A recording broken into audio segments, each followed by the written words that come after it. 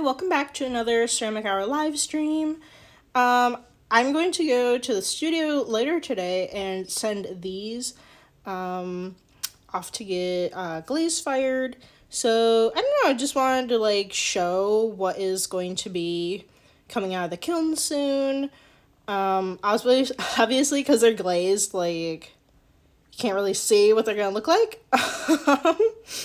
But yeah, we have a couple of the older things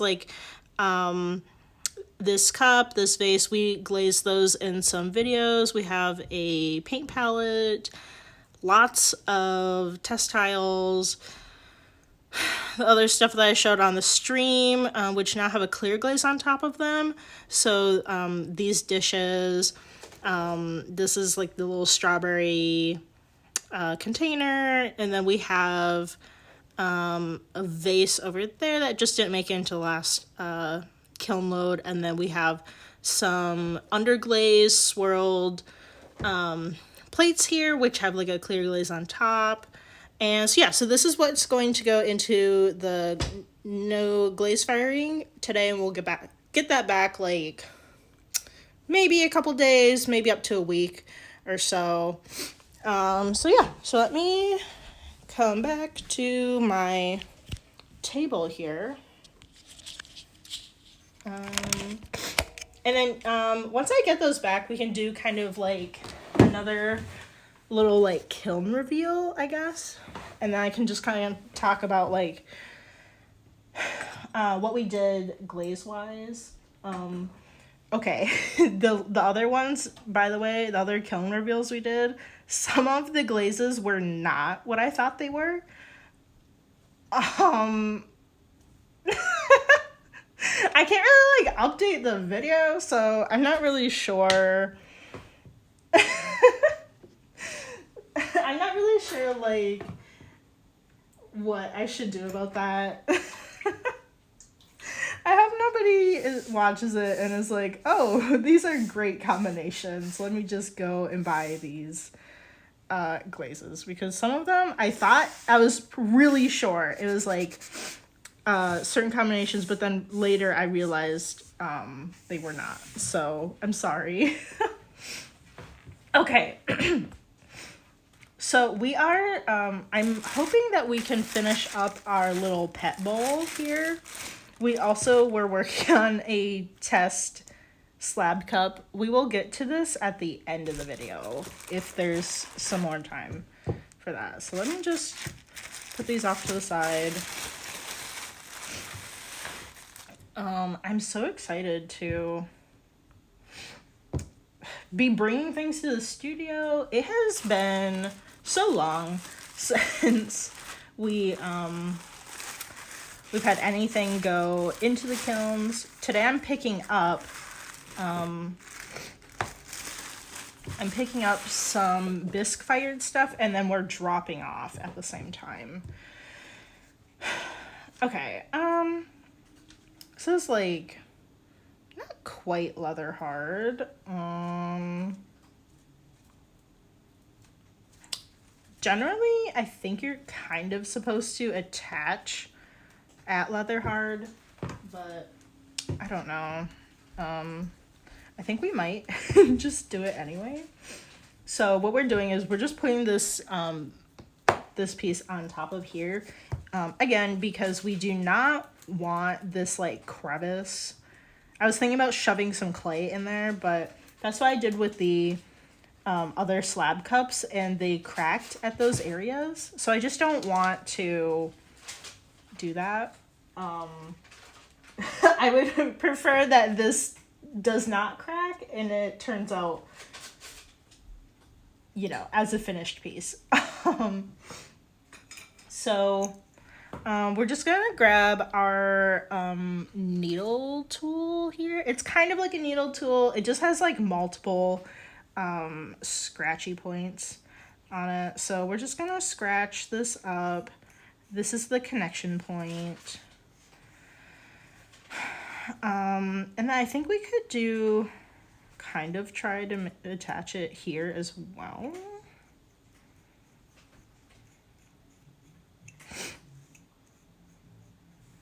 Okay. just gonna scratch this up. You really don't need a special tool to do this kind of scratching. Where is my, oh my gosh. Just real quick.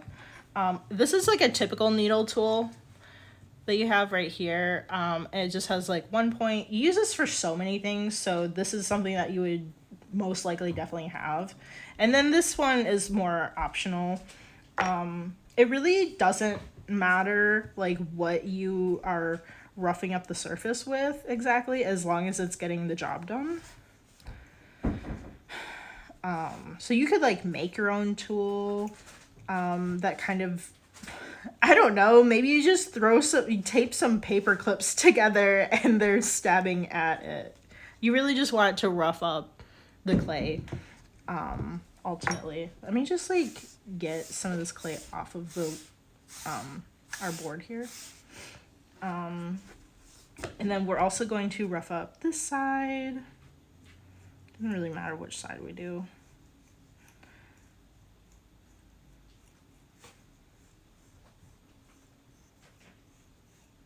There are quite a lot of pottery tools that you could potentially make yourself. When I was taking classes at the university, we had access to the wood shop, and like if we wanted to, we could like cut out like wooden ribs, or I mean that's kind of like the main thing that I think about is like wooden ribs and like the different shapes that maybe you would want it to be in. Actually, let me get this inner circle carved out too. I'm just like guessing where it is.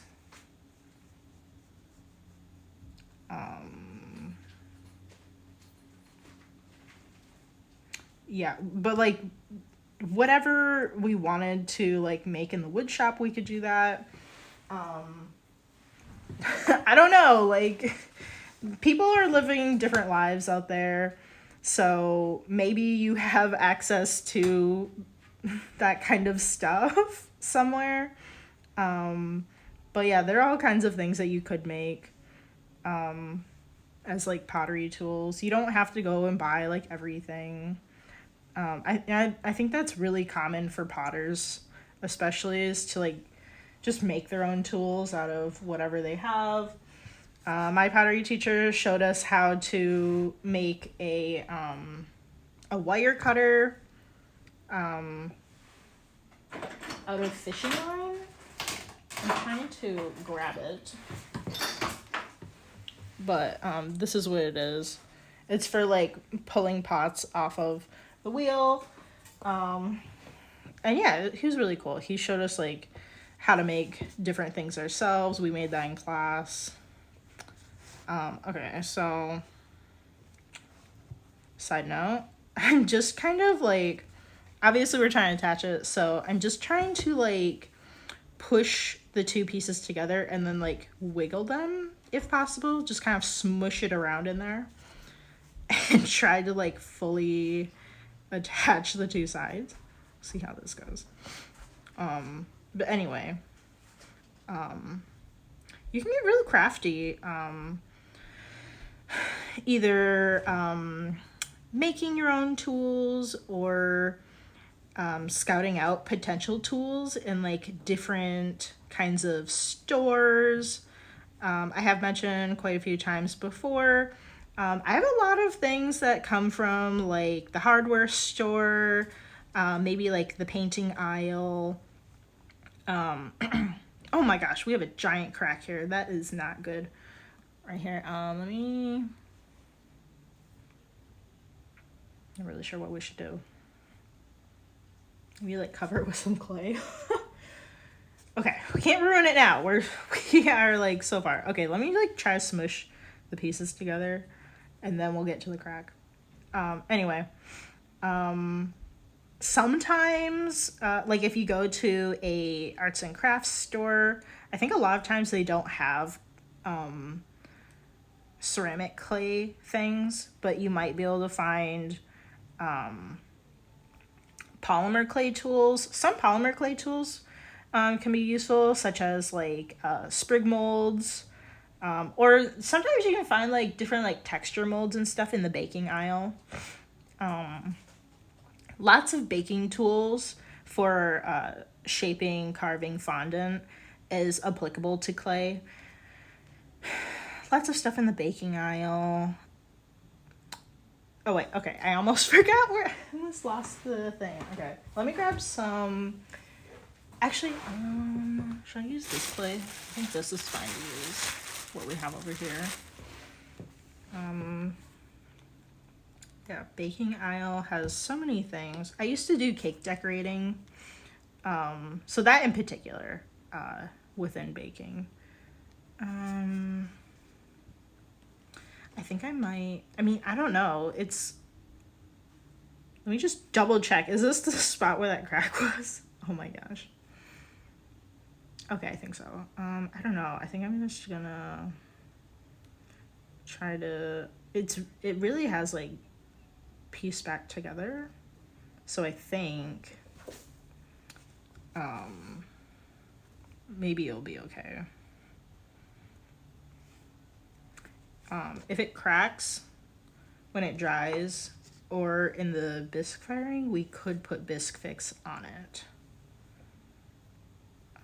Okay, and now we're just going to try to fix up the sides and such. Let's see if this will kind of...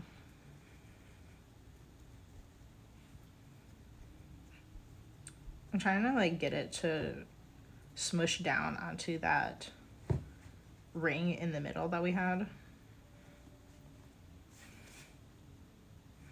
It is very slight, but I think we have a slight curve downwards. It's so slight. I have no idea how this is gonna go. I'm worried. But it's fine if it doesn't make it, because this is the first time I've ever tried to do this kind of project, so it's fine.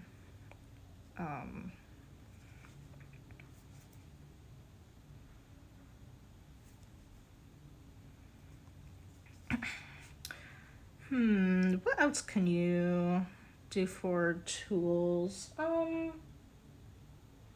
Obviously, you can get so many different kinds of paintbrushes in the painter's aisle of arts and crafts stores.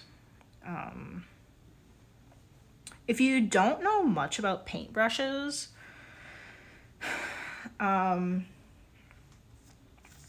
you don't always need like the artist quality paintbrushes for certain things that you're doing.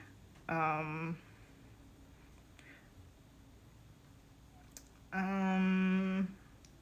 me just think of like how to explain that. Because I have really nice expensive brushes because I used to do painting, but I don't use them for my ceramics. Like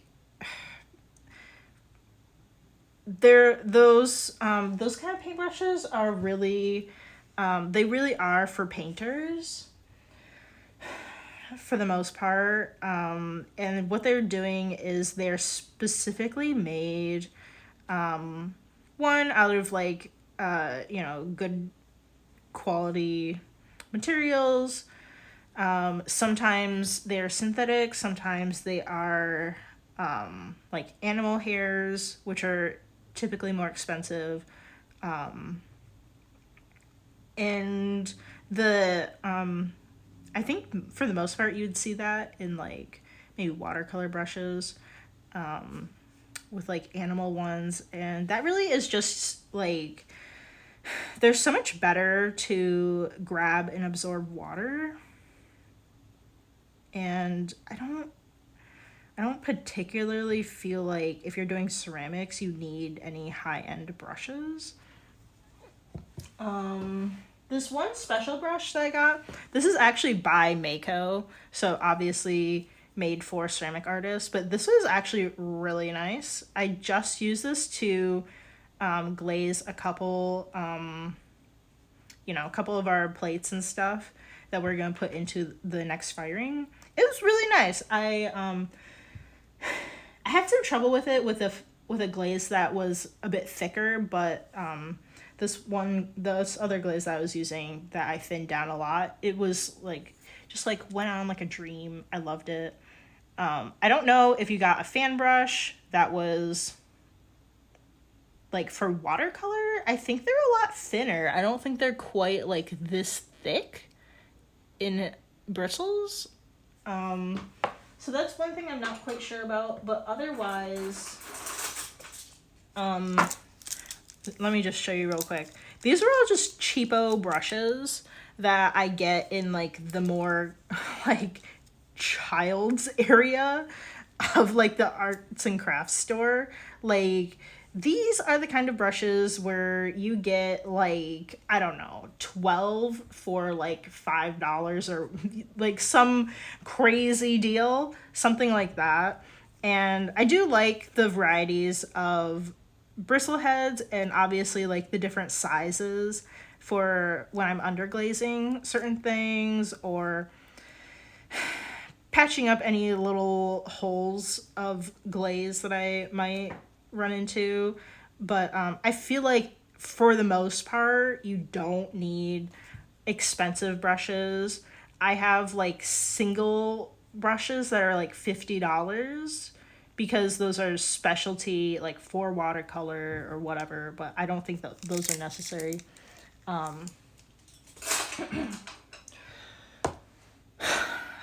yeah, I don't know, I just wanted to let you guys know that. I do know like some people like don't know like what the difference is between like the artist quality brushes and the cheaper ones. Obviously like the ones that are bundled together where there's like multiple brushes in a box, like those are the cheaper ones. And they're cheaper because like they, you know, like for certain projects and stuff, you don't need expensive brushes for them. So don't feel bad if you go and buy the cheap ones. I feel like some people always want to buy the best materials that they can, but it's not necessary in this case. So yeah.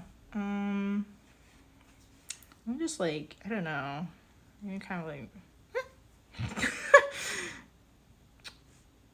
it's like, I don't know, kind of trying to like fix up the edge of this. Let's see how this looks.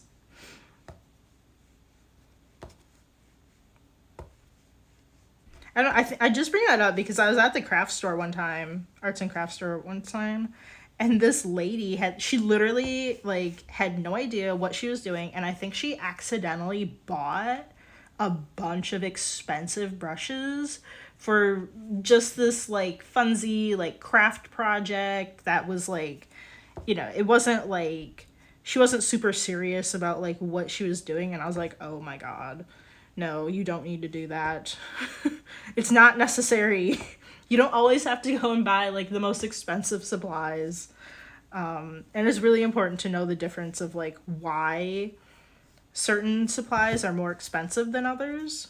Sometimes it is worth it, but you need to know those times, the times that certain things like such as like you might see different loop tools and stuff like these on the market for really cheap prices, or there will be ones that are really expensive.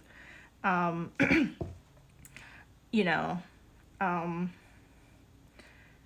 obviously, like if you don't know, like try to do some research, ask other ceramic artists that you might know, or even like the ceramic Reddit is very helpful. They're very nice there.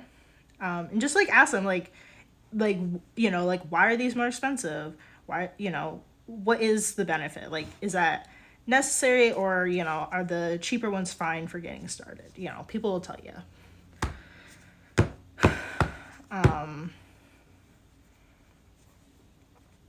Oh my gosh, is this the same crack? Probably. Okay, let me just I'm trying to like squish it together or something. Yeah, I think this is gonna be an issue. But off the top of my head, I have no idea what to do about it. So I don't know. We're just gonna try to cover it up. There really isn't like, I mean, if possible, I would like to score it, put some water in there, and then like push the sides together and smush it around, but yeah, that's not really happening. That's not gonna happen. I have no idea what to do about that.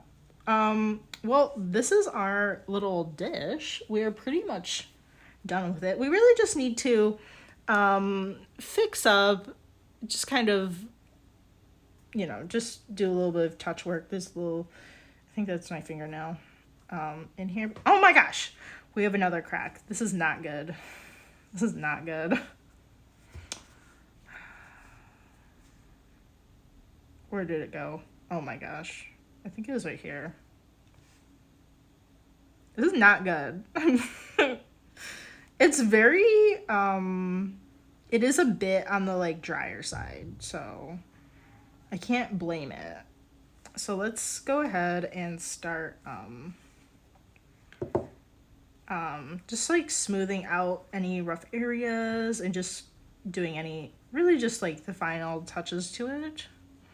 And then we're gonna be done.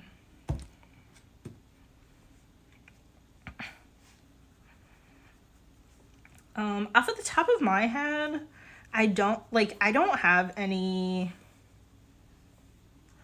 expensive, fancy tools. I did buy a Brent wheel. That was a personal choice. Just because like I love throwing on the wheel, and I know that's what, you know, I know I want to do ceramics, you know, all the time, and it's not just like a hobby that I'm just trying out. Like I know I like doing this and stuff, so, you know, there's nothing wrong with buying a cheaper wheel if you want to do that. I just happen to be like, I don't know, I don't want to really, you know, buy a cheaper wheel and then have to upgrade later. I don't know. I just dished out some more money and bought a nice wheel. But otherwise, I don't really have anything else that's like that special.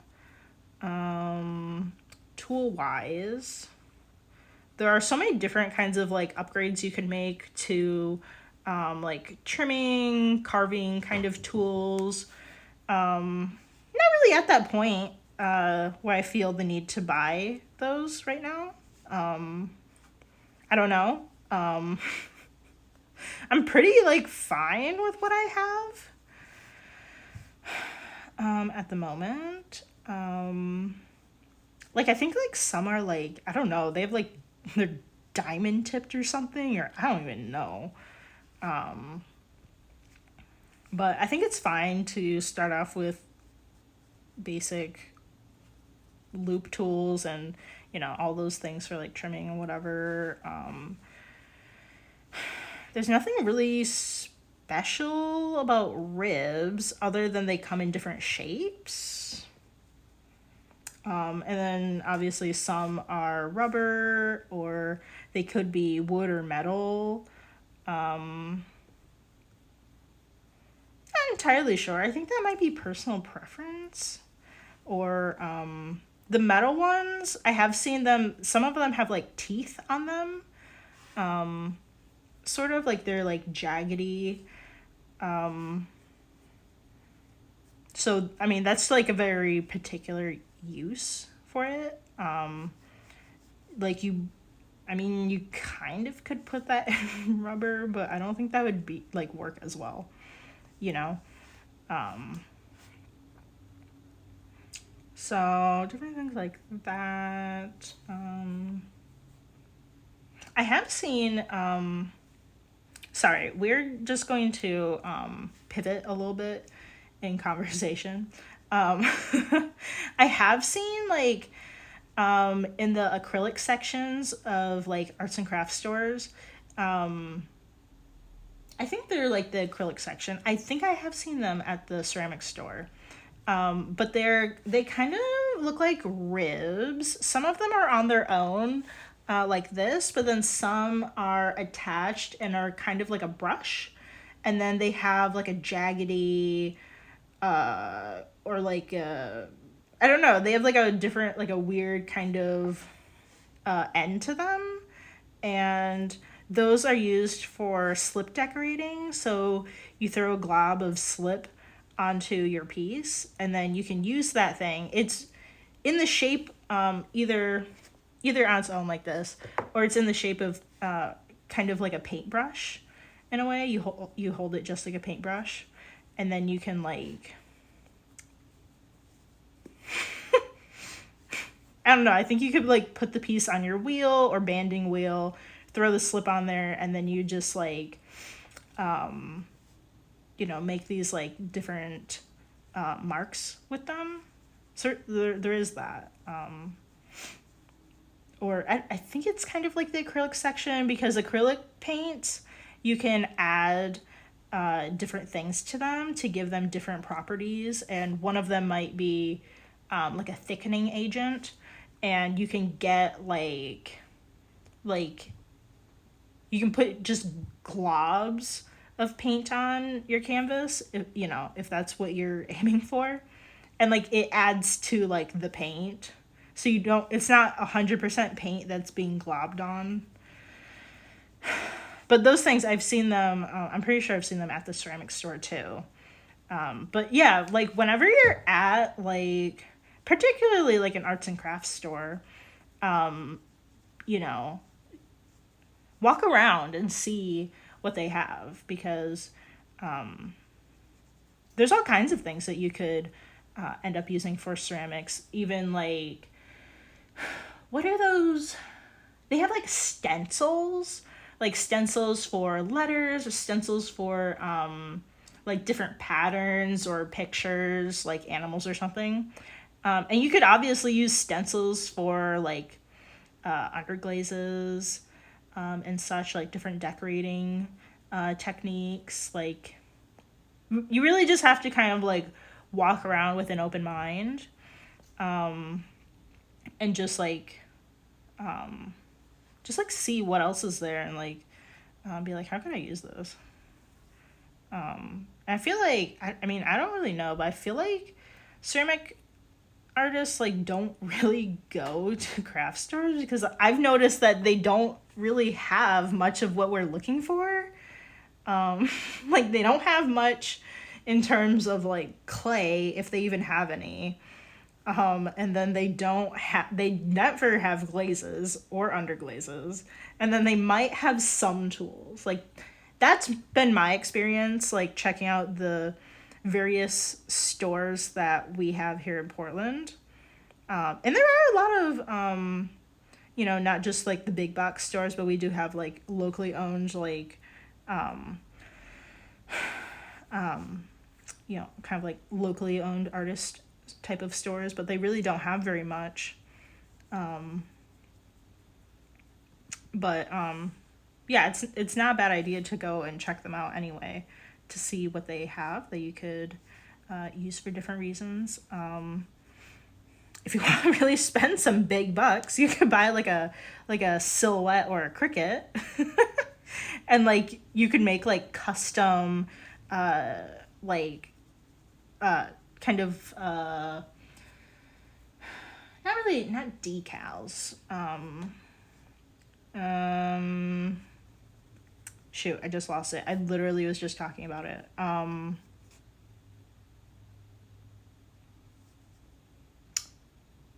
just like, lately I've been just out of words.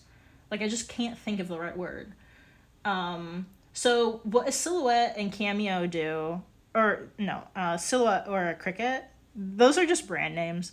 What they do is you attach them to your computer, and you have like a special software and stuff, and then you load up like paper or vinyl, and then it will cut out whatever you want. It will cut out the design that your computer sent it. So could be custom names, could be like a picture, and then you could like cut that out from the sheet and then apply that to your ceramics and like underglaze or possibly glaze like that with you know, like a very custom input word. Not decal, like not stamp. I'm just thinking of all the wrong words. I can't think. I literally cannot bring myself to think about what the word is called.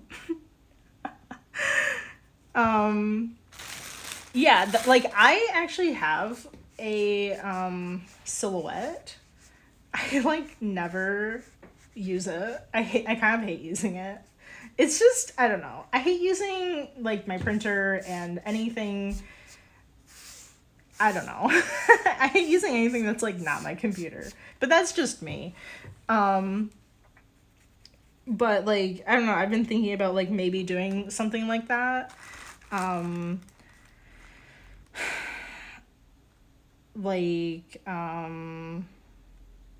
It's very typical to see a ceramic artist use, again, you would see this in like cake decorating. They're like little letters and they're like little individual stamps, and you just stamp in like whatever you want, like maybe your mug or whatever to say.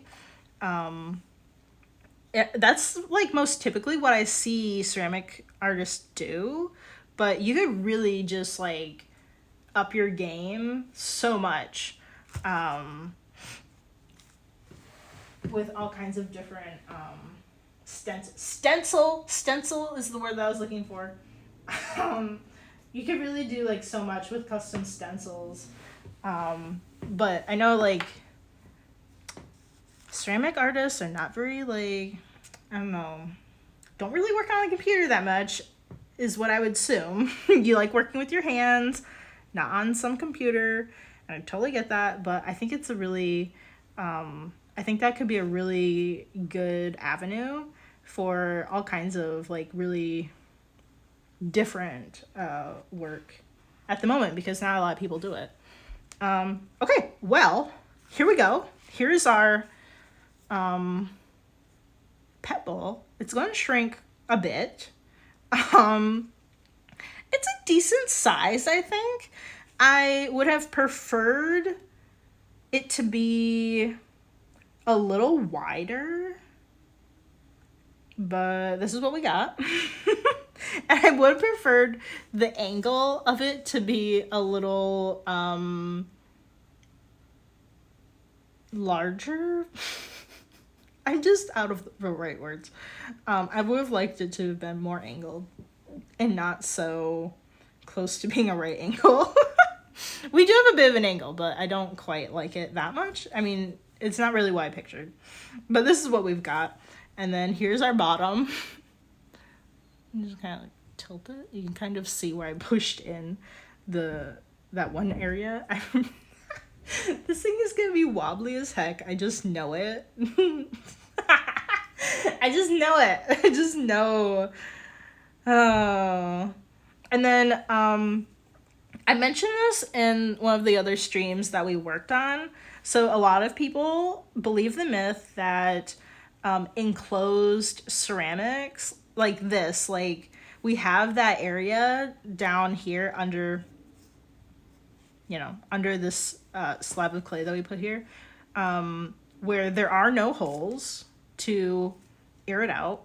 And a lot of people believe that if this was fired in the kiln, it's gonna like burst and like kind of like explode in the kiln. But that's not true. If this dries out for a long enough time, it will not do that. The problem with that myth is that typically the people that like do like enclosed ceramics, they don't realize it has to dry so much longer than things where there is a hole for it to air out. So if this dries long enough, it will be fine. I just want to like try and help dispel this myth, because so many people have it, and that can really limit you in how you're creating. Because if you have this idea like, oh, I can't do this like ever, or else it's going to explode, that's not true. And it could prevent you from making certain things. But the problem is that typically those things are not dried out enough. They're not completely bone dry. And then they're put in the kiln, and that water is the reason why it will burst or like kind of explode in the kiln. Okay?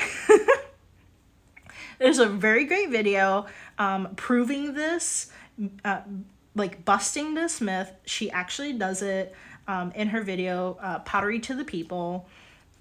So be sure to check it out. But yeah, I mean, there's no like harm really. If I wanted to poke a hole in it, I wouldn't really care all that much. It maybe would probably look nicer if there wasn't a hole, but we do have a little bit of like it kind of bubbling out. But I think it's, I don't know, I want to try it out. I think it'll be fine. So yeah, well, this is our piece.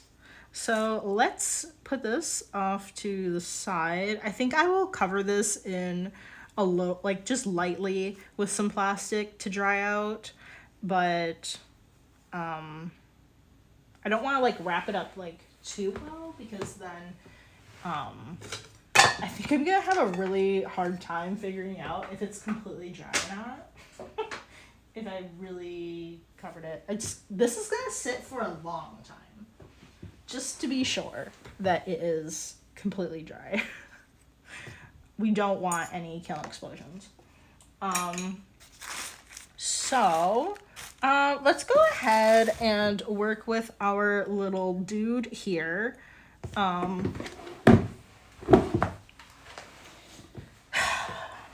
The clay that I put on the inside is such a freaking mess. Let's dig it out, because we're in such a hurry yesterday. I just like shoved it in there, and then it just started cracking all over the place, and I was like, I don't know. We don't have time to fix this. Okay, so we're gonna dig it out.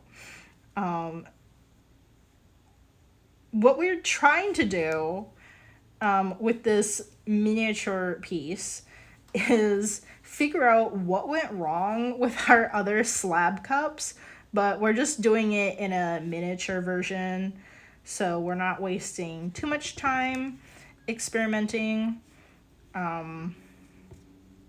because you know we don't have too much here, so it was so much easier to just like roll out this ball of clay, a tiny little ball of clay, to do this. I'm actually not gonna get very much out of here.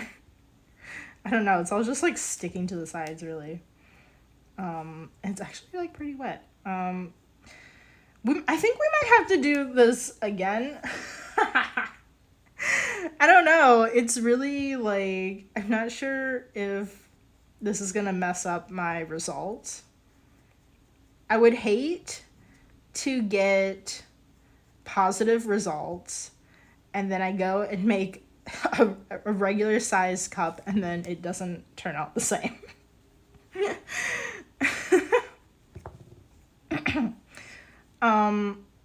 Yeah.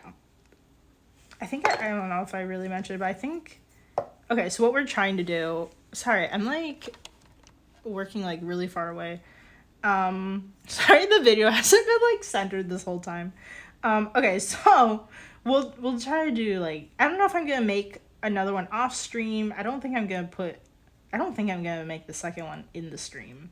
But so we made a slab cup, and then what we're trying to do is see why, like, In the other cups that I made, I made a coil and I shoved it into this corner area. It really doesn't look that bad right now, but I just didn't like that harsh, just right angle that you get from putting this wall onto the base. I just didn't like that right angle. I wanted to shove some clay in there and just like bevel it out.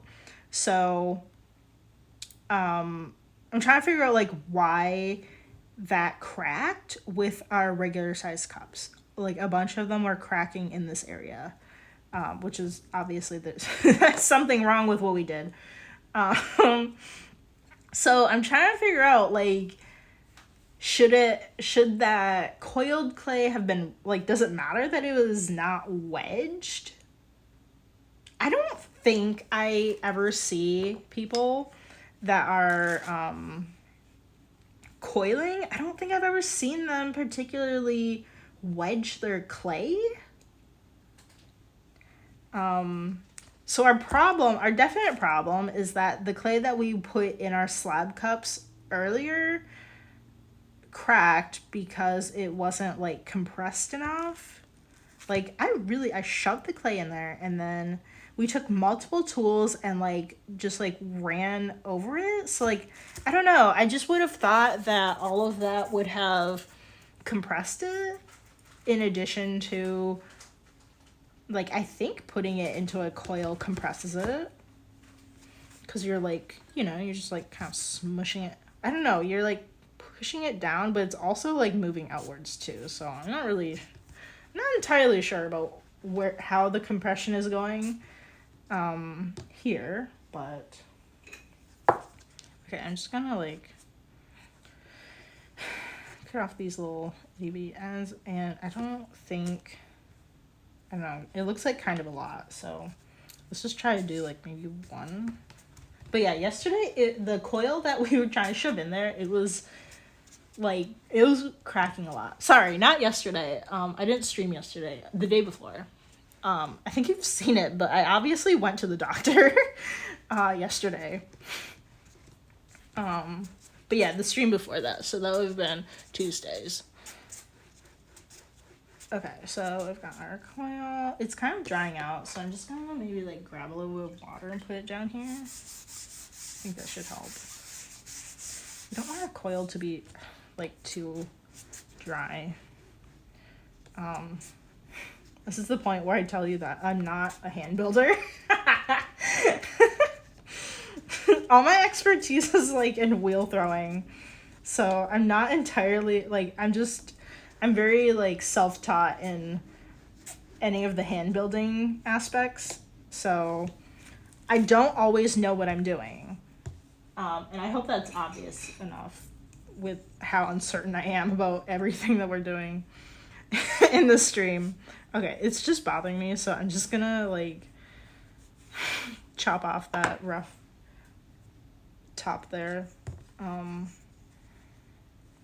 Let's just like make it look a little nicer. Okay. Okay, and I don't know, we got some weird things happening at the very ends. So I'm just kind of like lop that off. Not entirely sure if it is like something you should do, but I guess we'll just kind of like scratch around here in the attachment area.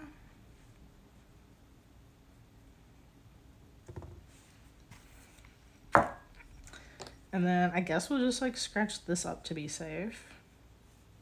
I think if it was definitely wet enough, this wouldn't be necessary. I'm not sure.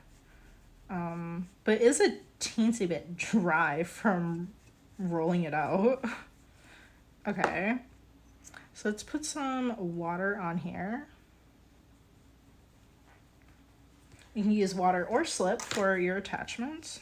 And if you don't know, slip is just a very liquidy mixture of clay and water.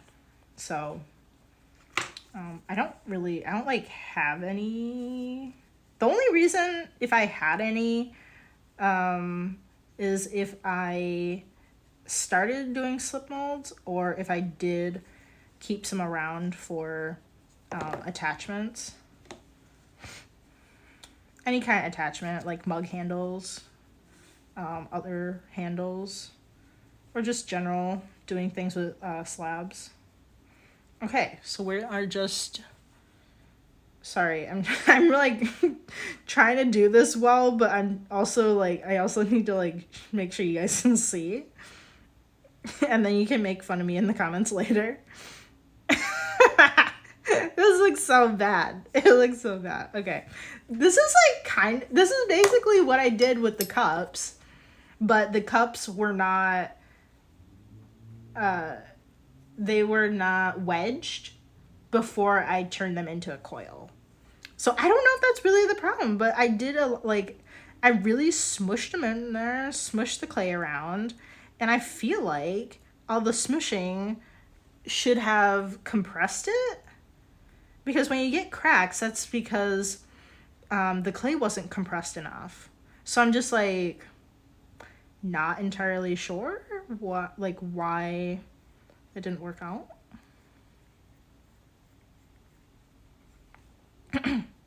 And yeah, this is really like what I did. Sorry, I can't like, I always think to myself, if I look at it through my phone, like I would know if it was in the shot or whatever, but it's really hard to see it from my phone.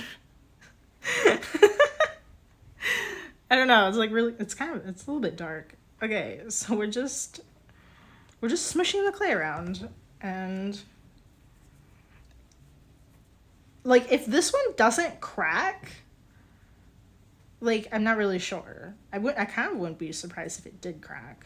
So I do think we might have to do a couple more little tester guys like this. I'm thinking, like obviously, if it cracks before it is bisque fired, we could just scrap it and throw it into the reclaim. But if it actually turns out well, like they could be like, we just kind of like use them as like a miniature vase, that's kind of the idea that I had.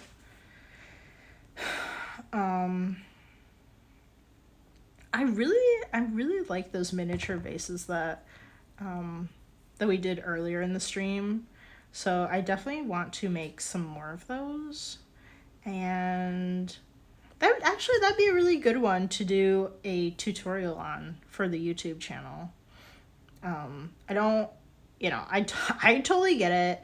Like some of the things that we're doing, I wouldn't do any differently in the tutorial. The things I'm confident about. But obviously you don't want to have to watch an hour-long video of me doing it to figure out how to do it. Some things you definitely could, like whatever I make a tutorial on is something that I'm confident about. So if it was seen in the live stream, like it really wouldn't be different. But yeah. But I don't want to make you guys just like, I know nobody's gonna be scanning through the live stream to look for things that like basically tutorials. Like I know no one's gonna do that. Probably not. It would be probably rare if that happened. Okay, so we have we really went in here and smushed that clay around. Let me just get another tool. And this is what I did with the cups too. I had like a little tool like this. I have a couple different ones. And I just kind of like smushed the clay around. I just feel like this should compress it. Because like, it's really just smoothing it around and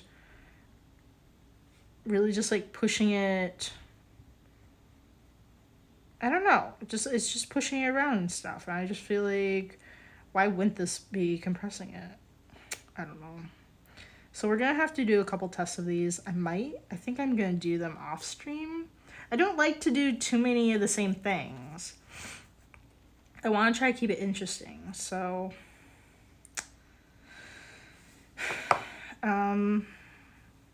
yeah.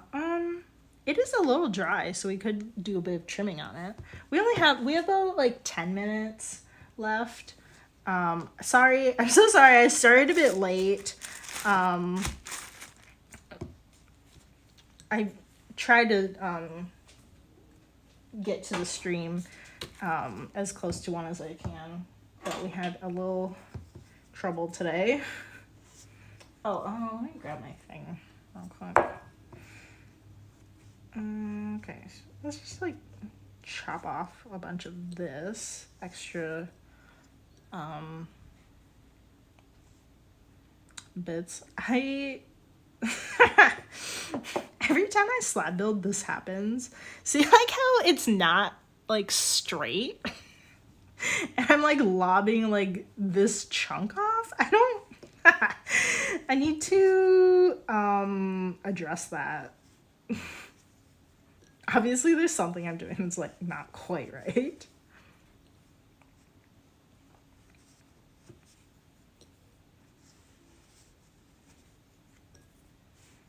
Okay.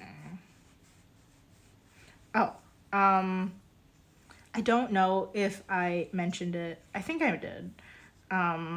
But the pieces that I'm going to get back today from the bisque firing, I tried out some Amico bisque fix on it, on a few pieces.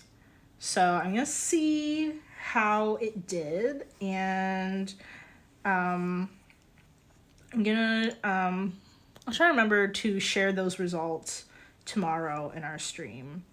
You know, if it did fix our issues, or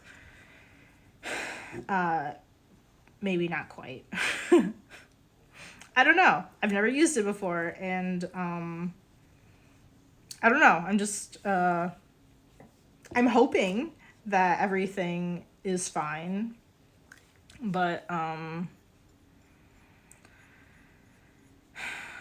obviously there are pieces that needed to be fixed and were not made quite right, and you know, otherwise they're just kind of trash.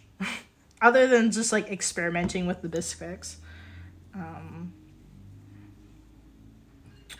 Yeah, so we have those. One of the pieces right now that we're gonna bring to the studio today for glaze firing, one of those pieces does have bisque fix on it. So I'm really curious to see how that turns out. I'm just like curious to like, I don't know, have a better idea of what to use it on. I mean, I know what to use the bisque fix on, you know, I guess like I want to see like how well it does. I don't know. I don't know. I feel like some of the parts that I put it on, maybe it's not going to fix it or something, and there's still going to be a crack there. I don't know. Like, I'm just not entirely sure. I'm not entirely confident in like what like how they're gonna turn out, like what's happening. So we're just gonna see. And it's, you know, it's just like I've never used it before, so I'm open to experimenting and seeing how it goes. Obviously, you don't want to have to use the bisque fix. You want to obviously make pieces that don't crack. Because the pieces they won't, as far as I know, they won't ever be quite the same, like the same strength. Like it's not really recommended to use bisque fix on handles because handles are weight bearing, and it's just not as strong as it would have been if it didn't crack, you know? So obviously you don't want to completely rely on it, and you want to make pieces that are not cracking. But, you know, for those times where I don't know, something just didn't quite go right. Maybe it can help you out. But obviously you have to kind of like weigh your pros and cons, because like if for some reason it, you know, the bisque fix can't help you out, then like you paid money to get that piece fired. You know, but then, you know, you just have to weigh the pros and the cons. If it's worth it to you to try to fix it, or if it's just better to start over with that piece. I'll just clarify that it is like, it's like a brand name by Amico, Bisque Fix. There are, I think there's one other thing possibly by Mako. I'm not sure what it's called. But this is what I have. Here it is. It comes in a little thing. It's like $30, I think, for this little thing. I mean, you shouldn't be using it that much. So as long as you keep it moist, and you're supposed to put, like, after you use it, you're supposed to put some water on the top. As long as you don't dry it out or anything, I would think that it would last you a long time, because you shouldn't be using it that often. But this is what it looks like. Anyway, I do want to just like clearly note that although it's called Bisque Fix, you can use it on greenware.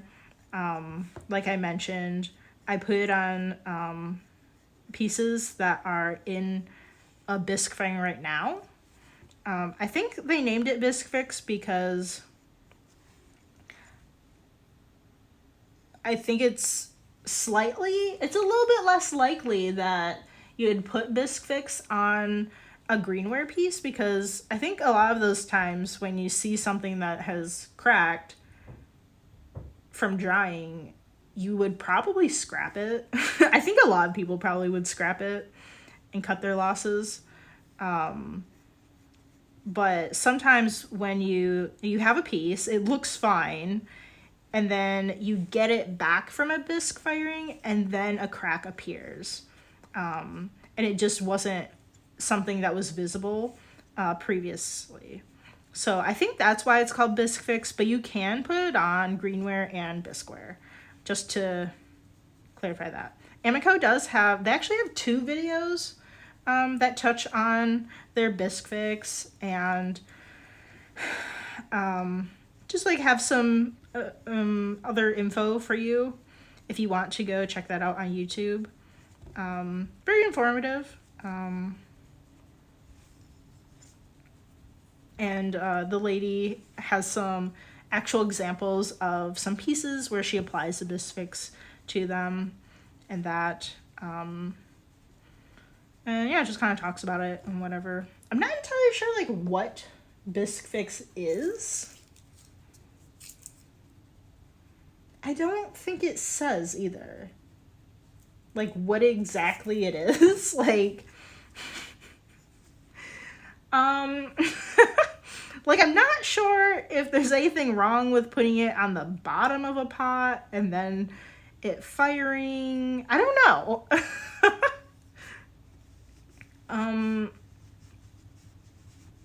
Yeah, I really don't know like what it really is exactly. Yeah. I can't tell you because I don't know. And I don't think she said either like what it really is. Like I don't think it's like a weird mixture of kind of like glaze. I don't think it's a weird mixture of some kind of like clay thing. I don't know. I really am not sure what's going on with it. Like what, like why it does what it does. I'm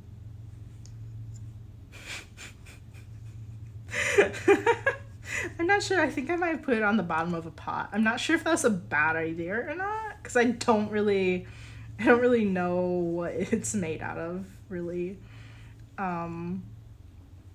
Yeah, I guess we'll see how it goes. Okay, well, we are at time. I hope you guys aren't like that interested in this tiny little cup. I don't know, I'm kind of thinking of just like finishing it off stream. I mean, it's nothing really that special. I don't know. It's not really that special. I'm just trying to test to see like what went wrong earlier with our other slab cups. But yeah, I think tomorrow I will show you how the bisque pieces turned out. And then, yeah, we'll just start a new project. I'm not sure what project we're gonna start. Maybe another like animal dish, possibly. That'd be cute. And it's a good go-to for us. I don't know. I'm not sure what we're gonna do tomorrow. I'll have to think about it. But yeah, here is our tiny cup. It's really, really tiny. And I really like it. Even though it's like the most boring, basic, like little cylinder. I actually really like it. But yeah, I don't know. We'll just see what I feel like doing tomorrow. And yeah, so that is our stream. If you're watching on Twitch, be sure to follow along so you know when I jump on for streams. Most of the times, it's just when they're scheduled, weekdays from 1 to 2 p.m. Pacific time. But sometimes I might jump on at, after work or on the weekend, possibly. Those are a little bit more rare. And then all of the videos will be uploaded to YouTube at Callie & Co. Twitch will delete the videos that I make. They delete them after a week. So there is a Ceramic Hour live stream playlist on my YouTube. And then the YouTube also has, again, a few ceramic specific tutorials. And then there are some other things that I made a long time ago, including topics for small business owners, and just kind of like other general topics for just any kind of artist, really. So yeah, be sure to subscribe to the YouTube so you know when I upload new videos there. And yeah, well, I will see you guys tomorrow. Thank you so much for joining, and I'll catch you later. All right, bye.